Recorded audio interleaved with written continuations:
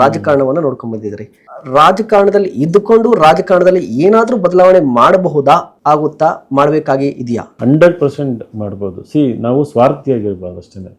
ನಾನು ಸ್ವಾರ್ಥಿಯಾಗಿದ್ದಾಗ ಏನು ಬದಲಾವಣೆ ಮಾಡೋಕ್ಕಾಗಲ್ಲ, ರೈಟ್? ನನ್ನ ಸ್ವಾರ್ಥ ಇಟ್ಕೊಂಡು ರಾಜಕಾರಣಕ್ಕೆ ಬಂದಾಗ ನಿಜವಾಗ್ಲೂ ಏನು ಬದಲಾವಣೆ ಮಾಡೋಕ್ಕಾಗಲ್ಲ. ಸ್ವಾರ್ಥನ ಸೈಡಿಗೆ ಇಟ್ಟು ನಿಸ್ವಾರ್ಥದಿಂದ ಬಂದಾಗ ನೀವು ಮಾಡೋ ಕೆಲಸ ಎಲ್ಲ ಪಬ್ಲಿಕ್ಕಿಗೋಸ್ಕರನೇ. ಬದಲಾವಣೆ ಮಾಡ್ಬೋದು. ಬದಲಾವಣೆ ಎಲ್ಲಿಂದ ಶುರು ಆಗುತ್ತೆ ಅಂತಂದರೆ, first they should be A trust between people governed and those are governing. Public servants ಮತ್ತು ಜನಗಳ ಮಧ್ಯೆ ಒಂದು ನಂಬಿಕೆ ಬರಬೇಕು. ಫಸ್ಟು ನಂಬಿಕೆ ಬರೋ ರೀತಿ ನಾವು ನಡ್ಕೋಬೇಕು. ಎಲ್ಲಿ ಲಂಚ ತಗೊಳ್ಳೋದಂಗೆ, ಯಾವ ತಗೊಳ್ಳೋದಂಗೆ, ಹೋದಾಗ ಒಳ್ಳೊಳ್ಳೆ. ಈಗ ನಾನು ಎಲ್ಲೇ ಹೋಗ್ಲಿ, ಫಾರ್ ಎಕ್ಸಾಂಪಲ್ ಸರ್ಕಾರಿ ಶಾಲೆಗಳಿಗೆ ಹೋಗ್ಬಿಟ್ಟು ನಾನು ಮಕ್ಕಳಿಗೆ ಹೇಳ್ತೀನಿ, ನೀವು ಕ್ಲಾಟ್ ಎಕ್ಸಾಮಿಗೆ ತಯಾರಿ ಮಾಡಿ ಅಂತ. ಎಷ್ಟೊಂದು ಜನ ಕ್ಲಾಟ್ ಎಕ್ಸಾಮ್ ಅಂತಾನೆ ಗೊತ್ತಿಲ್ಲ. 99% ಆಡಿಯನ್ಸಲ್ಲಿ ಕ್ಲಾಟ್ ಎಕ್ಸಾಮ್ ಅಂದರೆ ಗೊತ್ತಿರಲ್ಲ. ಕಾಮನ್ ಲಾ ಅಡ್ಮಿಷನ್ ಟೆಸ್ಟ್ ಅಂತಂದು, ಅದು ಲಾ ಎಂಟ್ರೆನ್ಸ್. ಇಲ್ಲಿ ನ್ಯಾಷನಲ್ ಲಾ ಸ್ಕೂಲ್ ಅಂತ ಇದೆ ಬೆಂಗಳೂರು. ಎಷ್ಟೊಂದು ಜನಕ್ಕೆ ಸ್ವಲ್ಪ ಜನಕ್ಕೆ ಅರ್ಥ ಆಗಿದೆ, ಸ್ವಲ್ಪ ಜನಕ್ಕೆ ಅರ್ಥ ಆಗಿಲ್ಲ. ಯಾಕೆ ನಾನು ಭಾಳ ಸಿಂಪಲ್ ಆಗಿ ಹೇಳ್ಬರ್ತೀನಿ. ಯಾಕೆ ಎಲ್ಲ ಕಡೆ ಓದ್ ಕಡೆ ಕ್ಲಾಟ್ ಎಕ್ಸಾಮ್ ಪ್ರಿಪೇರ್ ಆಗಿ ಅಂತ ಹೇಳ್ತಿದ್ದೀನಿ ಅಂದರೆ, ನಮ್ಮ ಸೊಸೈಟಿನಲ್ಲಿ ಇಂಜಿನಿಯರಿಂಗ್ ಡಾಕ್ಟರ್ ಅಂತ ಇದೆ. ಇವತ್ತು ಸುಪ್ರೀಂ ಕೋರ್ಟಲ್ಲಿ, ಹೈಕೋರ್ಟ್ಗಳಲ್ಲಿ ನ್ಯಾಯಾಧೀಶರಾಗಿರೋರೆಲ್ಲ ಕೆಲವು ಒಂದೆರಡು ಜಾತಿಗಳಿಗೆ ಸೇರಿದವರು, ಬಹಳ ಮುಂದುವರಿದ ವರ್ಗಗಳಿಗೆ.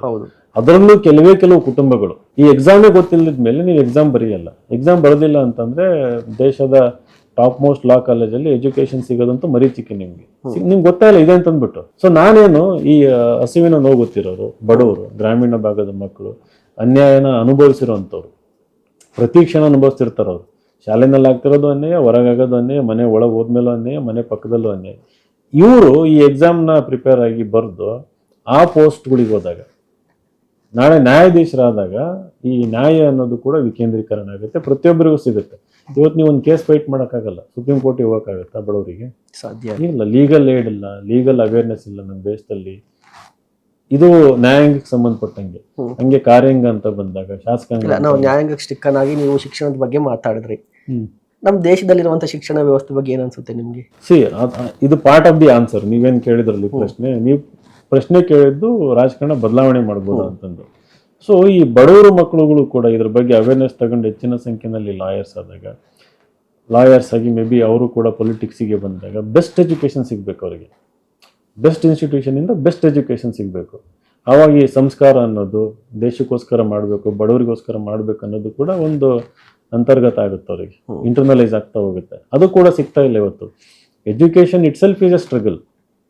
ಅವರು ಎಜುಕೇಷನ್ ಮುಗಿಸೋ ಅಷ್ಟೊತ್ತಿಗೆ ನನ್ನ ಮುಂದೆ ಮನೆ ಕಟ್ಕೊಂಡು ಒಂದು ಕಾರ್ ತಗೊಂಡು ಮದುವೆ ಆಗಿ ಮಕ್ಕಳಿಗೆ ಒಳ್ಳೆ ಎಜುಕೇಷನ್ ಕೊಡ್ಸ್ಕೊಂಡ್ರೆ ಸಾಕು ಅನ್ನೋವಷ್ಟು ಸುಸ್ತಾಗೋಗಿರುತ್ತೆ ನಮ್ಮ ದೇಶದಲ್ಲಿ. ಬರ್ಡನ್ ಅದು ಬರ್ಡನ್ ಆಗಬಾರ್ದು. ಅದು ನಿಮಗೆ ಸ್ಟೇಟೇ ಸ್ಪೆಂಡ್ ಮಾಡಬೇಕು ಪಬ್ಲಿಕ್ ಎಜುಕೇಷನ್. ಸಿಂಗಾಪುರ್ಲ ಮಾಡಲ್ ಇದೆ, ಬೆಸ್ಟ್ ಕ್ವಾಲಿಟಿ. ಇಲ್ಲೇನು ಇಂಟರ್ನ್ಯಾಷನಲ್ ಸ್ಕೂಲ್ ಅಂತ ಹೇಳ್ತೀವಿ, ಊಟಿ, ಡೆಹ್ರಾಡೂನು ಅಂತಿಂಥದ್ದು. ಸಿಂಗಾಪುರಲ್ಲಿ ಬೀದಿನಲ್ಲಿ ಅಂತ ಸ್ಕೂಲ್ಗಳಿದೆ ಪಬ್ಲಿಕ್ ಎಜುಕೇಷನ್. ನಾವು ಗೋವಾದಲ್ಲಿ ಮಾಡ್ಬೋದಿತ್ತು, ಡೆಲ್ಲಿನಲ್ಲಿ ಮಾಡ್ಬೋದಿತ್ತು, ಕರ್ನಾಟಕದಲ್ಲಿ ಮಾಡ್ಬೋದು. ಮನ್ಸು ಮಾಡಿದ್ರೆ ಆ ಥರ ಎಜುಕೇಶನ್ ಪ್ರತಿಯೊಬ್ಬರಿಗೂ ಸಿಗಂಗೆ ಮಾಡ್ಬೋದು ನಾವು. ಪ್ರಯಾರಿಟಿ ಇದು ಆದಾಗ ಏನಾಗ್ತದೆ, ಒಳ್ಳೆ ವ್ಯಕ್ತಿಗಳು ರಾಜಕಾರಣಕ್ಕೆ ಬರೋದು, ಆಮೇಲೆ ಯೋಚನೆ ಮಾಡಿ ರಾಜಕಾರಣಿಗಳನ್ನ ಆಯ್ಕೆ ಮಾಡೋದು, ಪ್ರಶ್ನೆ ಕೇಳೋ ಪ್ರವೃತ್ತಿ, ದಟ್ ಈಸ್ ದಿ ಬಿಗಿನಿಂಗ್. ಒಳ್ಳೆ ರಾಜಕಾರಣ ಅಂದ್ರೆ ಬರೀ ಇಲ್ಲಿ ಕರಪ್ಷನ್ ಕಡಿಮೆ ಮಾಡಿದ ತಕ್ಷಣ ಒಳ್ಳೆ ರಾಜಕಾರಣ ಆಗುತ್ತೆ ಅಂತಂದಲ್ಲ. ಸೊಸೈಟಿ ಬದಲಾಗಬೇಕು. ಅದಕ್ಕೆ ಅಂಬೇಡ್ಕರ್ ಹೇಳ್ತಾ ಇದ್ರು, without social democracy there can never be political democracy. Social democracy ಇಲ್ಲಿ ಭ್ರಾತೃತ್ವ, ಇಲ್ಲಿ ಬೆಟರ್ ಎಜುಕೇಶನ್ ಎಲ್ಲರೂ ಬೆಳೆದಾಗ ಏನಾಗ್ತದೆ, ಪೊಲಿಟಿಕಲ್ ಡೆಮೋಕ್ರಸಿ ಮೆಚೂರ್ ಆಗ್ತದೆ, ಅದು ಪ್ರೊಟೆಕ್ಟ್ ಆಗುತ್ತೆ ಅಂತಂದು. ಇಲ್ಲಿ ನಾವು ಯಾರಿಗೂ ಎಜುಕೇಶನ್ ಕೊಡಲಿಲ್ಲ, ಜಾತಿ ತಾರತಮ್ಯ, ನಾ ಮುಂದು ನೀ ಹಿಂದೆ, ಎಷ್ಟೊಂದು ಜನ ತುಳಿತಾ ಬಂದರು, ಈಗಲೂ ಅದು ನಡೀತಾ ಇದೆ. ಹಂಗಿದ್ದಾಗ ಏನಾಗುತ್ತೆ, ಕೆಲವು ವ್ಯಕ್ತಿಗಳು ಇವತ್ತು ಇಲ್ಲಿ ಮೇಲೆ ಬಂದು ಕುತ್ಕೊಂಡ್ಬಿಟ್ಟು ಈ ಪೊಲಿಟಿಕಲ್ ಡೆಮೋಕ್ರಸಿನ ಒಂಥರ ಅಥಾರಿಟೇರಿಯನ್ ಮಾಡಿಬಿಟ್ಟಿದ್ದಾರೆ. ಅದು ಕೇವಲ ಒಂದು ಪಾರ್ಟಿಗೆ ಸೇರಿದ್ದಲ್ಲ, ಇದು ಎಲ್ಲ ಪಾರ್ಟಿಗಳು ಎಲ್ಲ ಹಂತದಲ್ಲೂ MLA ಲೆವೆಲಿಂದ ಹಿಡಿದು ಟಾಪ್ ಮೋಸ್ಟ್ ಲೆವೆಲ್ ತನಕ ಇವತ್ತು ಹಿಂಗೋಗ್ಬಿಟ್ಟಿದೆ. ಅದಕ್ಕೆ ಮೂಲ ಕಾರಣ ಶಿಕ್ಷಣದಲ್ಲಿರುವ ಅಸಮಾನತೆ. ಅದು ಹೋಗ್ಬೇಕದು ನಮ್ಮ ದೇಶದಲ್ಲ, ಶಿಕ್ಷಣದಲ್ಲಿರುವ ಅಸಮಾನತೆ. ನಂದು ಮೇನ್ ಕನ್ಸರ್ನ್ ಇರೋದು ಅದು. ಎಲ್ಲೋದ್ರೂ ಸ್ಪೀಚಲ್ಲಿ ಇದನ್ನೇ ಮಾತಾಡ್ತೀನಿ. ಯಾವ್ದಾರು ಊರಿಗೆ ಹೋದ್ರೆ ವಿಸಿಟ್ ಮಾಡೋದು ಸ್ಕೂಲು, ಅಲ್ಲಿ ಹೋಗಿ ನೀವು IAS ಆಗಿ ಅಂತ ಹೇಳ್ತೀನಿ ನಾನು.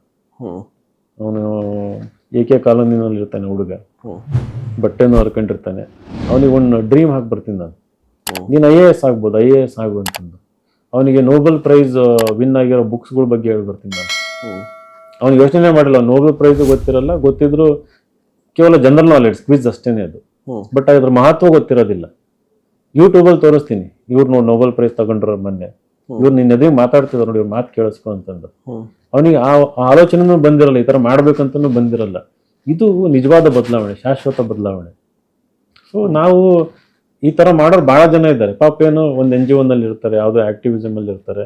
ಅವನ್ನ ಈ ಪೊಲಿಟಿಕ್ಸ್ ಫೋಲ್ಡಿಗೆ ನಾವು ತರಬೇಕು ನಿಧಾನಕ್ಕೆ. ತಗೊಂಬಂದು ಅವರಿಗೆಲ್ಲ ಅವಕಾಶಗಳು ಕೊಟ್ಟಾಗ ವಿಧಾನಸೌಧದಲ್ಲಿ ಕ್ವಾಲಿಟಿ ಡಿಬೇಟು, ಡಿಸ್ಕಷನ್ನು, ಅಭಿವೃದ್ಧಿ ಪರವಾದಂಥ ವಾದಗಳು, ಪಾಲಿಸಿಗಳು